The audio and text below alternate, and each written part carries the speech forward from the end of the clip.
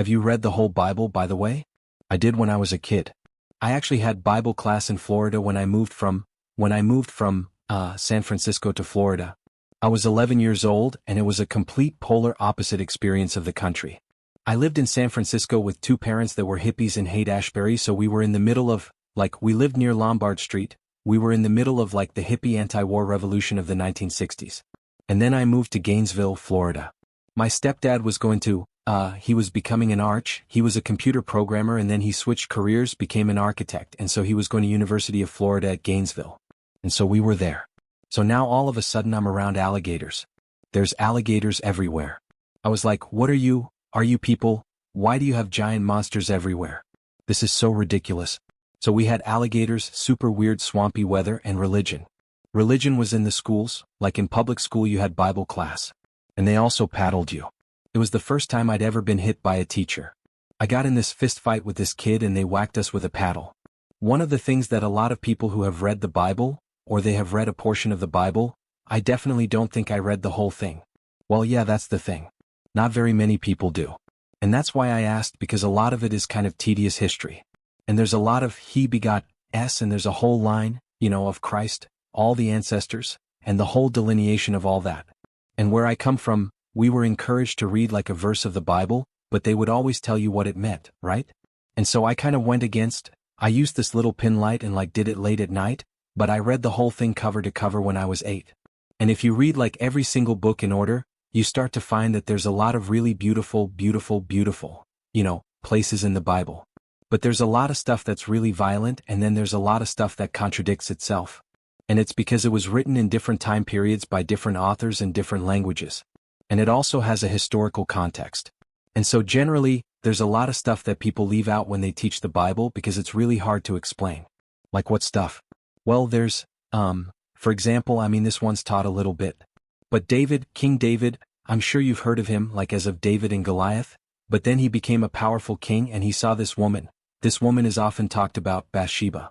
He sees her bathing on a roof, and where we came from, we were taught she shouldn't have been bathing on the roof. No, I don't. Right. Anyway, he demands that she come to him, and she is the wife of a soldier of his named Uriah, a top soldier. And he commands her to lie with him, and she becomes pregnant. And then King David, who is the same guy who had the slingshot of David and Goliath, decides that he's got to figure out how to get her husband back so that her husband can go sleep with her. And her husband won't do it because he's loyal to the army. And he comes back, but he sleeps at the floor of the castle, Wait a minute, he's trying to get the husband to go back with the wife so that the pregnancy will seem like it's his? Oh boy. Yeah, so in the Bible, dirty David. Yeah, exactly. And it doesn't even end there. So Uriah won't do it, 'cause Uriah's loyal to David. Oh boy. And so then David sends him to the front lines to have him be killed. Oh boy.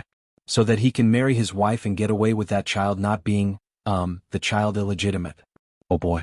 And then God kills the child because, needs to make the point that David was. And think about poor Bathsheba. She's just been rung around. Her husband gets killed, all these things, her kid dies because God is punishing David. And her husband got killed because he was loyal to the guy who got her pregnant. Absolutely. That's not a story a lot of people hear. Oh my God. But you can fact check that one if you'd like. Oh no, I believe you. I'm good at that. I'm good at just, okay, now I'll go argue it. Want to hear another Bible story? Sure. There was a woman named Tamar, and she had been married to, one of 3 sons, I think there were 3. And her husband died before giving her a child. So as was the custom in the time, and perhaps the law, she married the brother of her dead husband. And that man would not give her a child because he didn't want to have a child in his brother's name. And so, they're allowed to have more than one wife, but this woman was not allowed to have a child. So he does something they call onanism. So he spilled his seed on the ground instead of inside of her, that she couldn't have a baby. And so God gets really mad because Onan will not impregnate her, and so Onan gets killed too. And so then her father-in-law decides not to marry her off to the youngest brother because 2 of the brothers are already dead. Right. And he doesn't want to lose his only son. So he just banishes her. And she has nothing. Because what does a woman have at the time when she doesn't have a husband or a child? She has no ability to make a living in the world. And so this man is, the father-in-law is really unkind to her in a way that she decides she needs to take something into her own hands. And so she dresses up like a prostitute and goes to the side of the road. And as he's traveling on the road, she puts herself in front of him and offers her services. And he sleeps with her. And he does not have payment on him for some reason. And so he gives her his staff, which is, a token of his word or something. So at least he's paying his prostitute. And she gets pregnant from this. And he orders her, when he finds out she's pregnant, to be stoned to death. To be killed and executed because, she's not allowed to have a baby outside of wedlock. And she said, okay, but let me just return this staff to you that, I got from the father of the baby. And so then he ends up protecting her and she gets to have the child. And that child is in the line of Christ. Well, yeah. So really interesting things. I don't know what you're supposed to learn from that story. When I was a kid reading this, I would ask, and of course no one really wanted to tell me. Because she was rewarded for that. That's the interesting thing. The stories are crazy.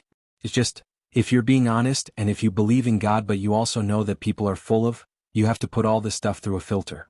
You just have to. And it doesn't mean that there's no God. Of course it doesn't mean that. It means there's probably something in these stories. But we have to be real careful with what that something is. Well, and I don't profess to know.